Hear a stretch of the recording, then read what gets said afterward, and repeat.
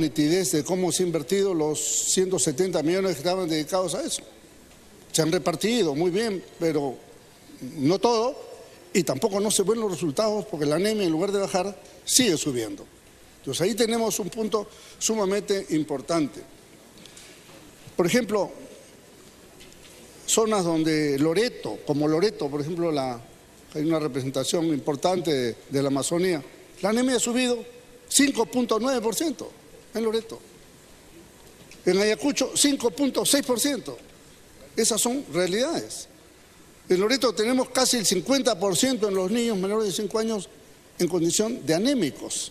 Esa es una realidad. Entonces, ¿qué cosa puede estar faltando acá o fallando, señor presidente? La focalización en una serie de programas.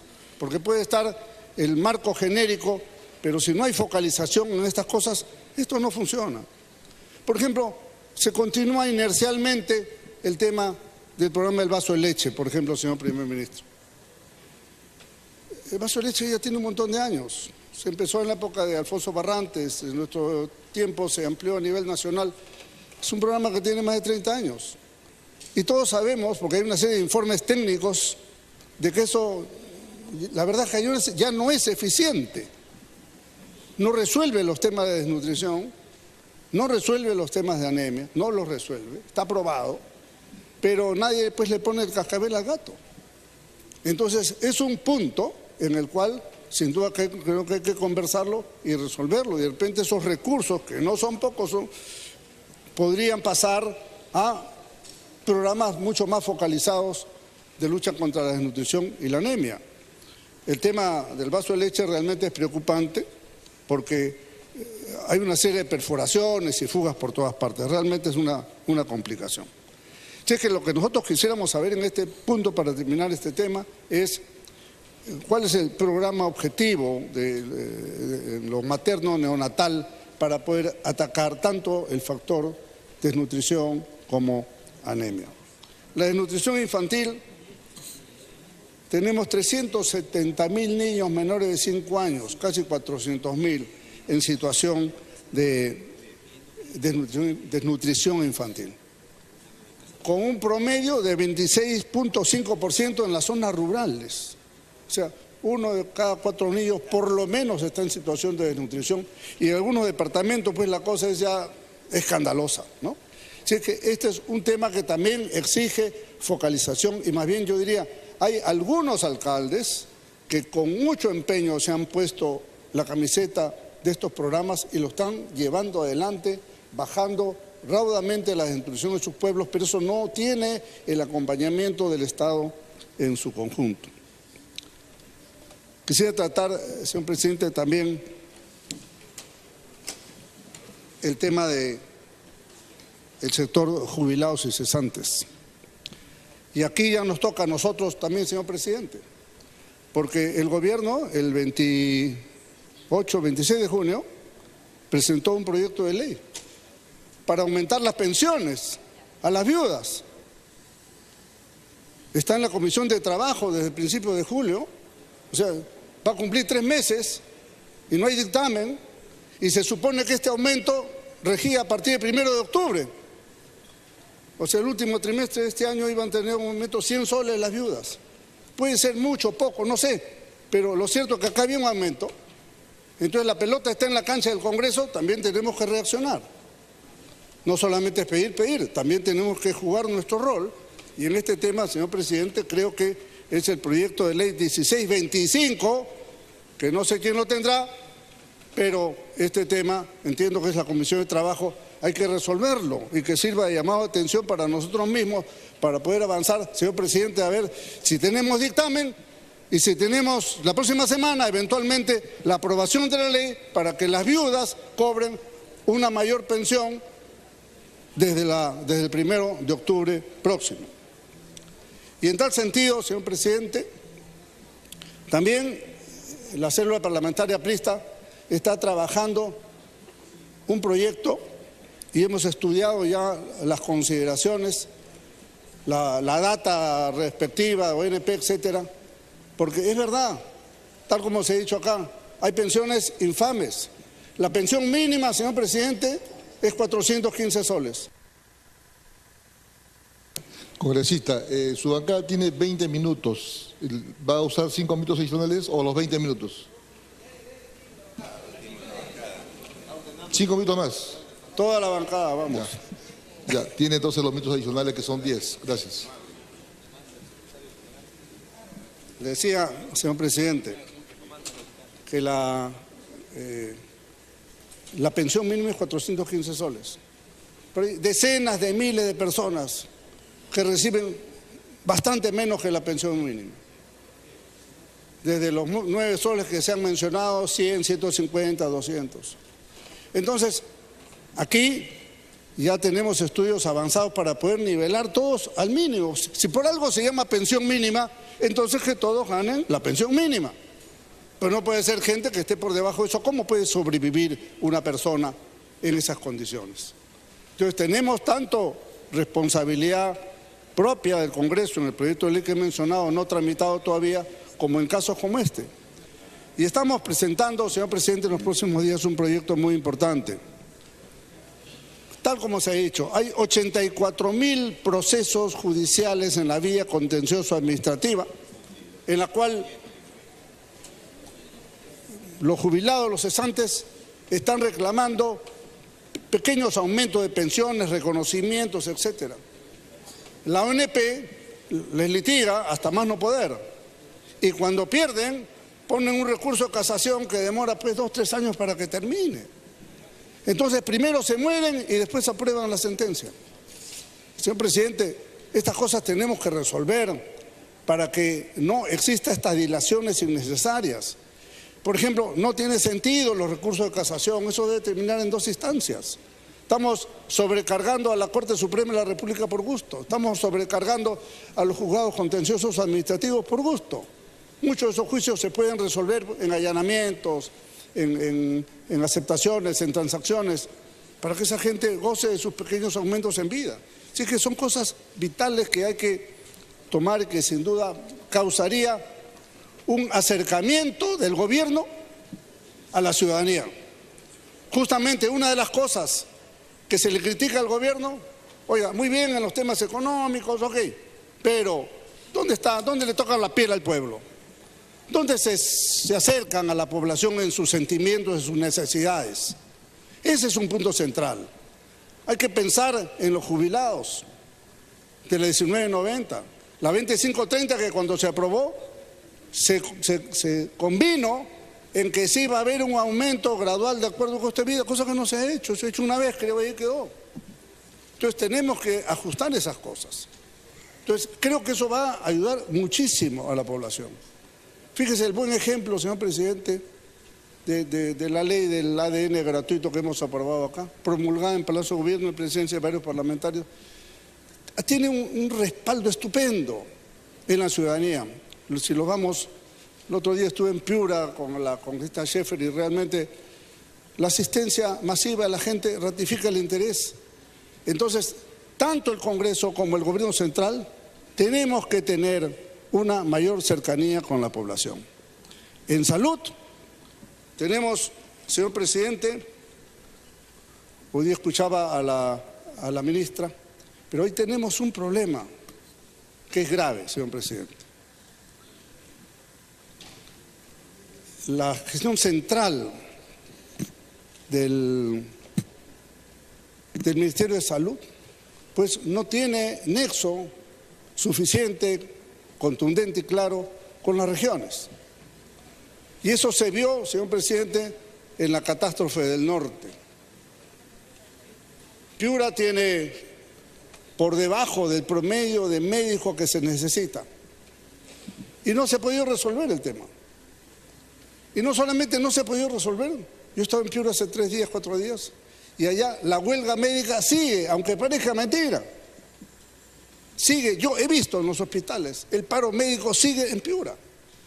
¿Quién asume esas cosas? ¿Quién las resuelve? ¿Quién pone el pecho y la cara para resolver este tipo de problemas? Hay que buscar rápidas reacciones en este tema. No es que sea ese tipo de problemas que no lo resuelve nadie y se resuelven solos. No, señor. Hay que asumir responsabilidades. como en el tema también educativo, que lo comentaré después, pero en este tema de salud.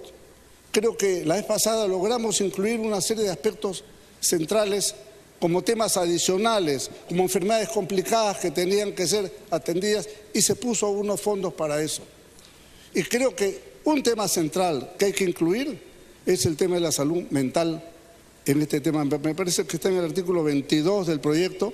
Creo que podríamos mejorarlo adicionando el concepto de salud mental en este punto, porque es un tema desatendido por el Estado, por las compañías de seguros, por todo el mundo. Solamente tienes la ruta privada que les cuesta un montón de plata y mucha gente no la puede pagar. Entonces es un tema importantísimo de atender. Y quiero terminar con el tema de educación. Ha sido muy grato, y permítame decirlo en nombre, no solamente en nombre propio, sino de los colegas congresistas que participamos en el tema de la huelga magisterial. El congresista Edmundo del Águila de Acción Popular, el congresista César Villanueva de Alianza por el Progreso, Vicente Ceballos, Wilber Rosas y Tania Pariona. Realmente hicimos un acercamiento importante. Fuimos como testigos, como observadores, terminamos intermediando. Pero lo hicimos con mucho gusto, porque además permitió, aunque muchos puedan decir lo contrario, permitió tomar acuerdos que después se convirtieron en normas vía el decreto de urgencia 011. Entonces, a partir de ahí ya no hubo nada nuevo. Y los huelguistas terminaron suspendiendo el paro sin ningún punto adicional a lo que habíamos puesto en el acta. Entonces, este tema de enorme trascendencia implica, señor presidente, que la vía del diálogo, aún así sea con el más intransigente, es el mecanismo para hacerlo. ¿Qué encontramos, señor presidente y señor presidente del Consejo de Ministros, a través suyo? ¿Qué encontramos? Que no había puentes de diálogo. Realmente la comisión parlamentaria tendió puentes de diálogo que no existían en ese momento. Se habían cortado, se habían frustrado, no funcionaban. Así es que en buena hora que esto funcionó. Y creo que es deber del Congreso de la República, en cualquier circunstancia y ante una situación crítica para el país, contribuir y ayudar. Así es que creo que haber adelantado el aumento de 2.000 soles, haber homologado la situación de contratados con nombrados, haber aumentado 200 millones el fondo de la deuda social, determinar, por ejemplo, acordar la jubilación anticipada a 55 años, buscar otras alternativas de reconversión laboral, fueron buenas cosas y salieron de ese diálogo. Así es que, estupendo, estamos muy satisfechos de eso y solamente recomendar, señor presidente, porque veo que esta visión optimista que nos ha traído el señor primer ministro hoy día, con los proyectos mineros, etcétera, que sin duda van a significar, y hacemos votos para que se haga realidad en los proyectos, no solamente por el precio de los minerales, sino en los últimos años hemos casi duplicado la producción. ¿Por qué? Porque desde nuestro gobierno, Javier, acuérdate, hicimos un esfuerzo para que se haga exploración. Si no se hacía exploración en ese tiempo, nada podíamos hacer ahora. Y en la época del señor Humala murió la explotación y la exploración. Cero. Si no fuera por la exploración de ese tiempo, así se rían los que no saben, señor presidente, hoy día no podríamos nosotros levantar las banderas de que hemos duplicado de 1.200.000 a 2.700.000 la producción de cobre del Perú. Y ahora que viene el nuevo precio, como ha subido, implica un aumento sustancial en la caja fiscal, ¿sí o no, señor presidente del Consejo de Ministros? Entonces, creo que estas son cosas que hay que alentar, pero ojo, esto vuelve a atraer la actitud cainita de la gente que prefiere destruir, que prefiere oponerse, que prefiere bajo sus dogmas y anclas ideológicas impedir el progreso del país. Y eso no hay que permitirlo. Por eso el manejo, vamos a decir así, del problema magisterial, que demoró demasiado, Y no puedo dejar de criticar, señor presidente del Consejo de Ministros, la poca coordinación del gobierno. Porque como empezamos la negociación el viernes, el ministro decía que recién 3 días después iba a traer informes. Eso no es porque no lo dio 3 días antes. Esa disfunción creo que hay que evitarla ante los nuevos riesgos que vienen con las nuevas inversiones, con los nuevos proyectos, con las nuevas concesiones. Dios quiera que todo esto vaya favorablemente, que el pueblo peruano... Un minuto para culminar. Un minuto para terminar. Que el pueblo peruano comprenda que esta es la ruta y que, aprovechando además la presencia del presidente del Consejo de Ministros, quiero decir una cosa para terminar. Señor presidente, nosotros somos demócratas, luchamos mucho para restablecer la democracia en el Perú. Me parece una enorme responsabilidad, algunas voces sueltas por ahí, no desmentidas, que empiezan a hablar, ¿no?, de mecanismos de incapacidad del señor presidente de la República. Esa es una amenaza al Estado de Derecho, esa es una amenaza a la estabilidad democrática del Perú. Y por eso yo he dicho, sin temor de ninguna naturaleza, que el grupo mayoritario en este Congreso debería ser claro en deslindar con esas posiciones que no le hacen ningún favor, ni a ellos ni al Perú. Y creo que bien vale la pena, ya que hablamos del presupuesto de la República, y no solamente nos podemos quedar en la economía, sino en la política, de tener claro este concepto, señor presidente. El señor Kuczynski, nos guste o no nos guste, tiene que ser presidente hasta el último día de su mandato, igual que lo defendimos con Toledo, con el Male o con cualquier presidente elegido por el pueblo. Culmine, por favor. Así tiene que ser, y así nuestro partido, y creo que todos los grupos democráticos, lo vamos a sostener y defender. Muchas gracias. Tiene la palabra el señor congresista Alberto Quintanilla por 3 minutos. Gracias, señor presidente. Por su intermedio, un saludo a la presencia del presidente del Consejo de Ministros, el ingeniero economista Fernando Zavala. Yo quería, por su intermedio, señor presidente, hacer una precisión.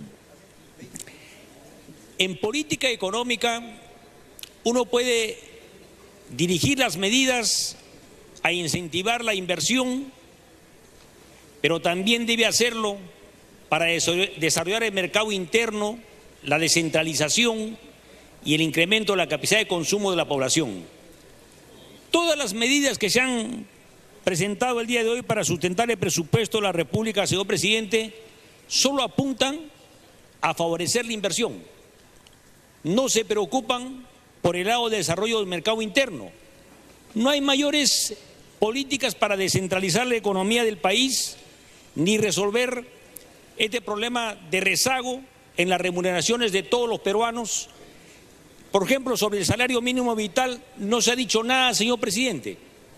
850 es insuficiente, pero eso sí, para la política económica de este gobierno no es problema del país. Para nosotros sí es un problema importante que deben ser incrementados, por ejemplo, el salario mínimo, las remuneraciones, modificado el artículo 6º que está planteado en el proyecto del presupuesto donde se prohíbe el incremento de remuneraciones para el sector público.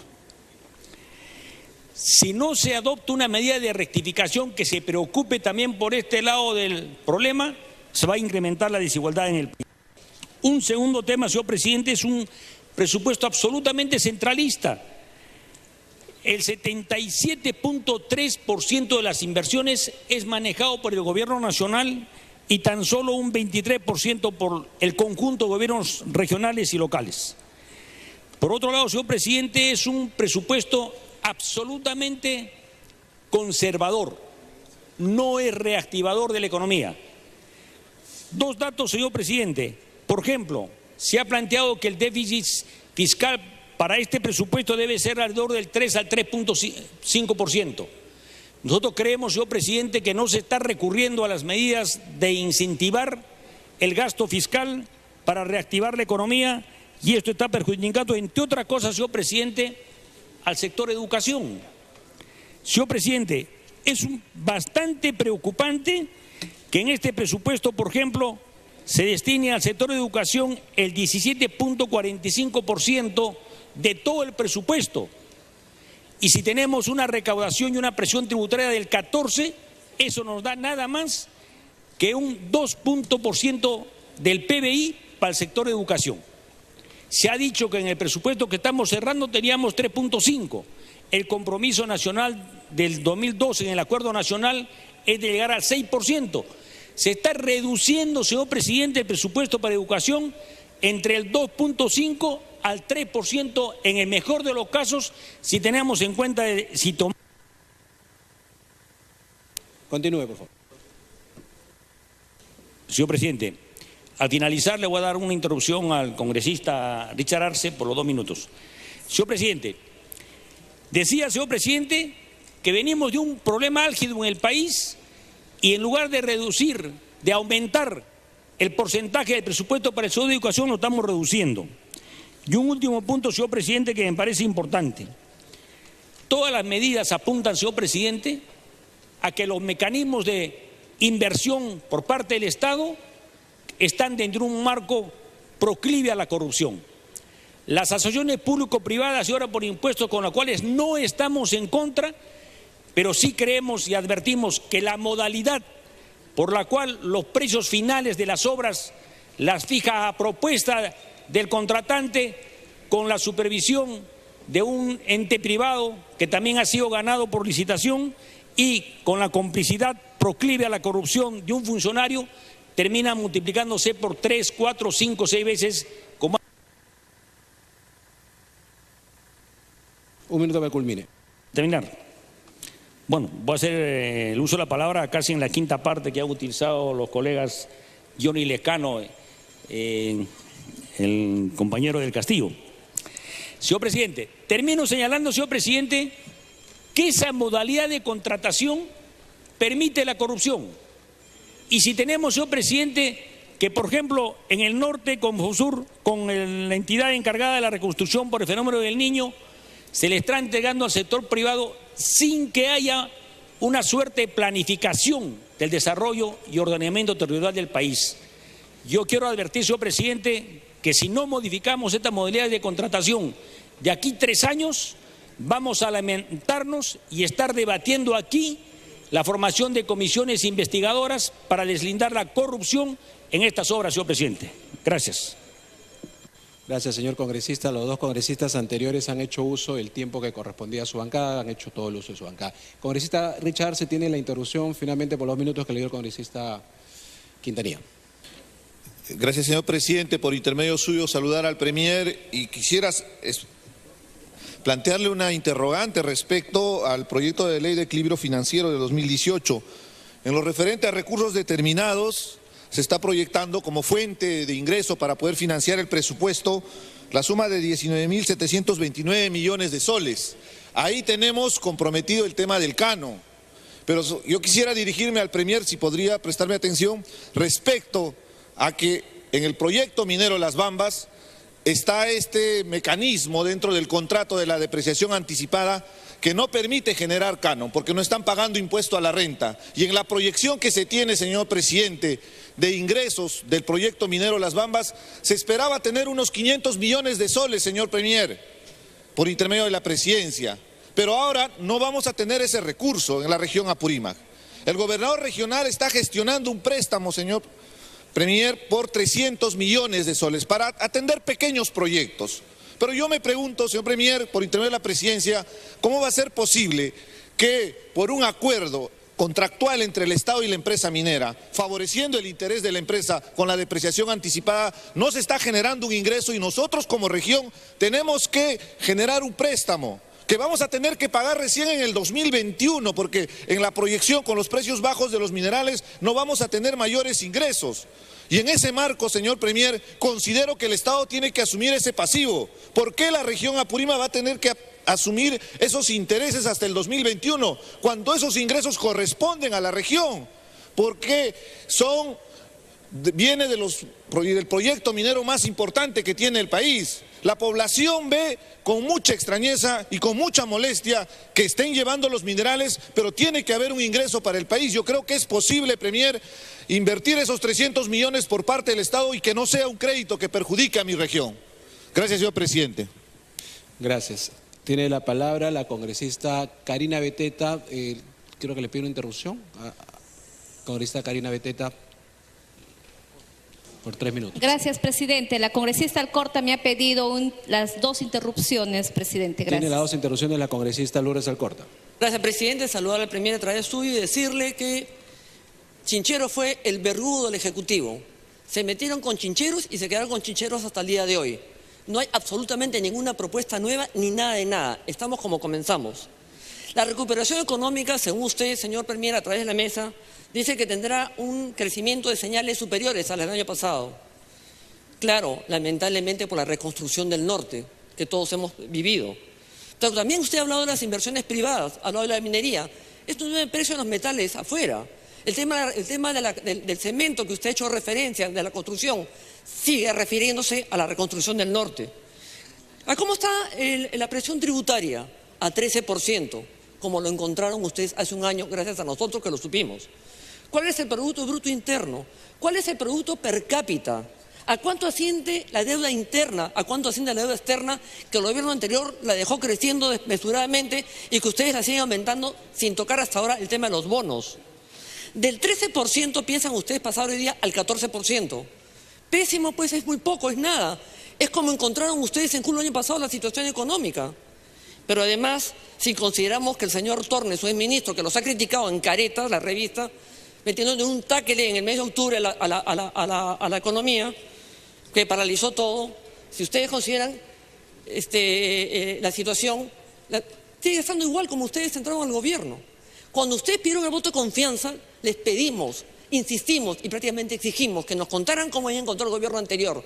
Y a raíz de eso nos dijeron que habían encontrado el déficit en 3.5 y no en 2, que la presión tributaria no estaba en 16, sino que estaba en 13.